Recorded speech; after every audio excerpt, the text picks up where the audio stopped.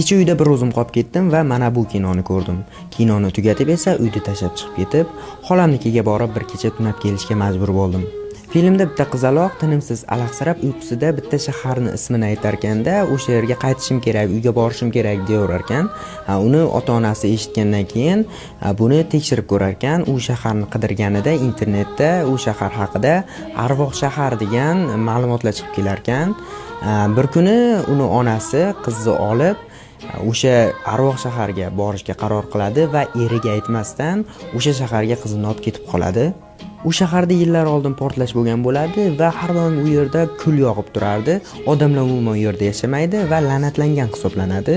U yerga kirishi bilan u avtohalokatga uchraydi va ko'zini ochganda qizi yo'qolib qolgandi.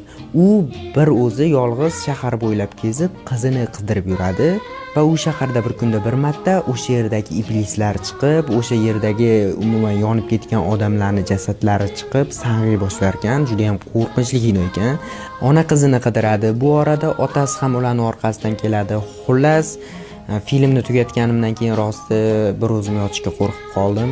Agar sizlar ham o'zbek tilida bu kinoni ko'rmoqchi bo'lsanglar, profilimdagi linkdan o'tib, mana shu kod orqali o'zbek tilida yuklab olsanglar bo'ladi.